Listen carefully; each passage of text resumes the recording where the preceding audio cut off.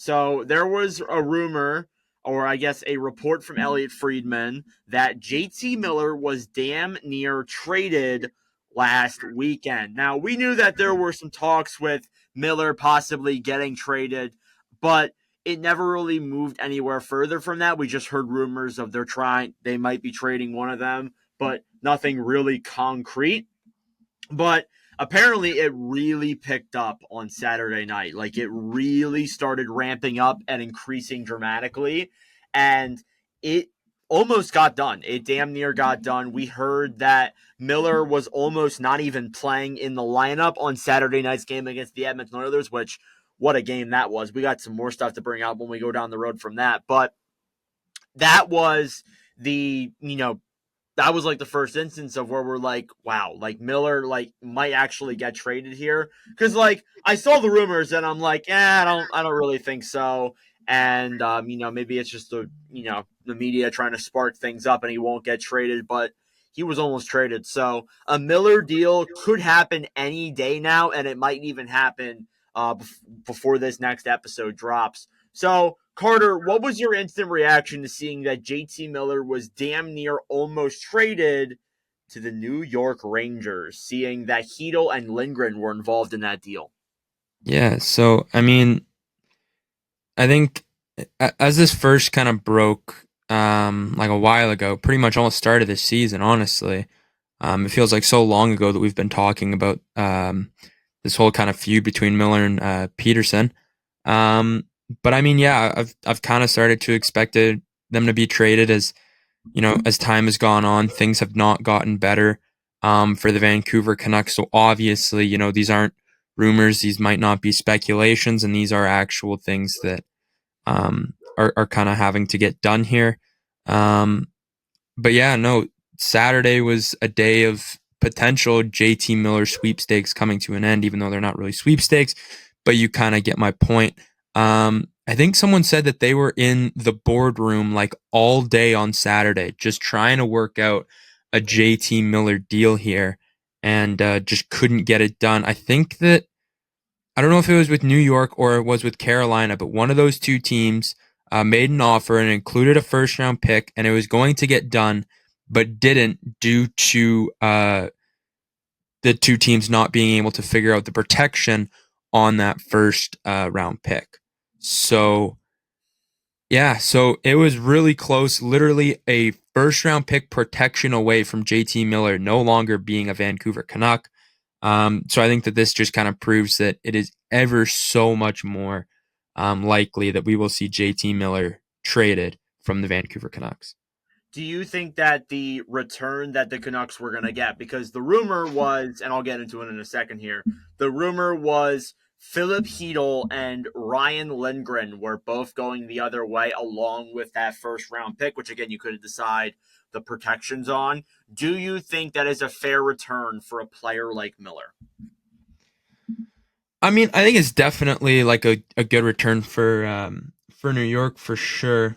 Um, Hedel, I mean, he's 25. I mean, you're still banking on some good potential there from Hedel. Miller, obviously being 31 in year two of his 7-year contract, so you'd be getting good value out of Hedel, and then obviously Lindgren. Right now, he is paired with Adam Fox as their top defenseman. And as we know with Vancouver, my goodness, do they need fucking help They do. because it is bad. They need depth on that back end so bad. It is brutal. Um, Quinn Hughes is literally gonna die in the next week if like things don't get better for him. So I mean, Quinn Hughes has been absolutely carrying that team, and they need help on that back end so bad. So getting a defenseman is definitely necessary for them right now. Now, I like Lindgren. Lindgren is an interesting one to go the other way to Vancouver because I think he is a player of a sense that he really could be a big benefit to the Canucks blue line. Again, he's a defensive defenseman. He has never scored more than 18 points in a single season. He's actually never even played a full season. The closest he came to that was 78 games in 21-22. So far this year, though, 11 points in 42 games played. He's a -2. He's had a little bit of a rough year with the Rangers, and I think that maybe going to Vancouver will be a good replacement. Philip Hedl, though, I don't know if that necessarily is the greatest replacement in exchange for Miller. Because again, Miller, like even last season, he scored 103 points. So far this year, he's been a little bit slower. He's missed some games, but has 32 points in 36 games played. Hedl has just played a combined amount of 48 games the last 2 seasons, including this year. Last year, he had 6 assists. This year, he's only had 18 points in 38 games played. So I feel like the production's really fallen off there from Hedl since that 45-point year in 22-23, just because of the injuries. I don't really think that necessarily is the greatest return for Vancouver, because I think that even though you are trading a all-star player and usually you lose that deal, I feel like you could have probably gotten at least a little bit more than Hedl, Lindgren, and a first. Do you agree? Yeah, no, 100% I agree with that. Okay, yeah. So I also wanted to show this clip from the Vancouver media because we've been talking about it a lot recently about how some of the things they do and the things they say are just honestly ridiculous. So credit to Chicklets for this. We're going to pull it up here right now. Here is what JT Miller had to say after the game against Edmonton with the questions from Vancouver. I got to turn it on. I got to turn it on. Pretty great run for you this year. That's a nice try. Gotta be a little more clever. I'm going to try to. Okay. If this was your last game in Vancouver, was it meant to you to play here? I'm not getting into this. I'm planning on being a Canuck today, tomorrow. Whatever happens. I'm focused on the next game.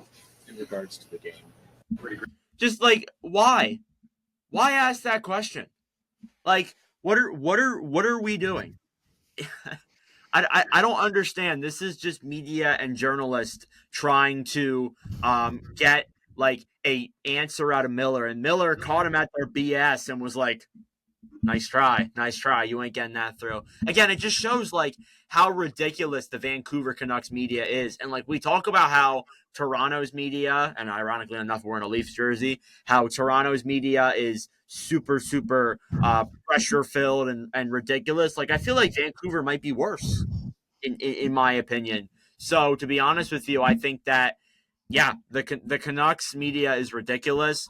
For one last thing though, involving Miller, before we get into the suspensions that happened in Vancouver that Saturday night, what are 3 destinations that you could see Miller winding up at, Carter? Because now it seems like we're actually going to see this happen. But what are 3 destinations you think you could see him go to?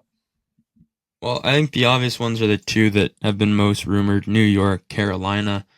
Are kind of the 2 teams that I think we've seen the most action from. He has said that he wants to stay on Eastern U.S., so that's where he wants to go. So I mean, you're looking at a lot of teams are on that East Coast area. I'm just kind of looking at some teams who could make something work. Rangers obviously being one. Kind of said the 2, but I mean, you know what? Oh boy. Ooh. I'm kind of. No, they don't really need. I would actually. No, because Miller can play wing, right? I think so. Hang on a second. I don't know how you would get this to work, but maybe the New Jersey Devils can find something here. Ooh, that's what I saw. So, because think about it, man, they got some good prospects. Like, let's not forget, they have Anton Siliev on that back end, who was picked 10th overall last year, who realistically, if they think that this is their time, they could move him, as well as, obviously figuring out ways to get some money to work. But like, man, putting him with Jack Hughes would not be a bad kind of play for them. Not only that, like, I feel like they have the pieces to make that deal. It's just a matter of, are you willing to give up them? The Devils, I think this year, actually, do they have a first round pick? No, they don't. They gave that to Calgary in the Markstrom deal. So they could use their pick for next year, But They do have 3 seconds. They Sorry. do have 3 seconds, yes. They have their own. They have the one from the Jets and the one from the Oilers as well. So they do have some pieces they can move on from there. I feel like you're going to have to give up a center to go down the other way. I'm thinking like maybe you could give up Eric Holla because you're not giving up Hughes. You're not giving up Heischer. So I No. feel like the next one up will probably be Holla or I guess like Dawson Mercer if you could figure out a way to make that work. But one of the people that I'm really curious about, Carter, is Simone Nemec. Did you see the Nemec quote that transpired this past week when he had an Oh interview? yeah, that's right. Nemec is in the minors as well. He wants some playing time. Yeah, I thought about Nemec and I was looking at their prospects. I'm like, wait, what happened to Nemec? And I forgot he's in the American League. But yeah, Simone Nemec as well. He could be a piece that gets moved as well. You Like know, they got some prospects that they can move, especially for Vancouver, and they have some good back end prospects who have a lot of potential. So, I mean, we kind of talked about getting Quinn Hughes some help, and New Jersey's the team that would be able to do that. I feel like if you're trying to win now, like I don't really think that keeping around a player like Nemec or even Silyev is worth it. Like, yes, I get that you don't want to give up on a second overall pick that quickly, but I just think that above all, I really do think like this might be one of the Devils' best years to win it, even though they do have a really good like team like down the road. I think you should go all in. And I think a player like Miller is not only a short-term rental solution, but he also has term to him too. So maybe the Devils could really benefit from that. And again, like you could move Jack Hughes to the wing, you could put Miller in that top 6 role, and I think that would be perfect. It's just a matter of working things out. Like realistically, I could see the Devils like putting in their 2026 first round pick, like a Eric Holla type esque player, and then maybe Nemec or Silyev going back. That might be a like, lot. what's that? That could be too much, realistically. I mean, so here's I think if you're trading Nemec, I don't think a first round pick is involved. I think he's a number 2 overall draft pick for a reason. That's basically a first round pick, and you've seen what he's about, right? You've seen him in the American League. You've seen him kind of play preseason and all that. You know what Simone Nemec is about. And you think they would move their second though? They got 3 seconds this year, man. I think that they could realistically move Nemec a second or 2 and then figure out ways to get this money to work. And I think that they'd have some. I don't think that you move Nemec in a first. Don't get me wrong, JT Miller, great player. I think that's overvaluing him a little bit, if that makes any sense. Because I think you're basically giving up 2 first round picks in Nemec and that. And I don't think JT Miller's 2 first round picks good, but I think that Nemec second or 2, because you got the seconds to make it work, and then you figure the money out. Yeah, the other big thing is you got to figure out the money. The Devils only have like less than $2 million in cap space. They got about $1 million, so yeah, they would really have to like make those logistics work because Miller's getting paid what, $7 million? I think it's 8. Yeah, he's getting paid $8 million for the next 6 years. So if you were to make that deal work, you would probably have to give up somebody with more money. I would say maybe like an Andre Palat type player. Yeah, that's what I was about to say. Andre Palat, he's got $6 million on his contract. I think you'd have to do him, maybe something else, and then you do those draft picks and all that kind of stuff. So yeah, and since coming to New Jersey, he just hasn't been the same.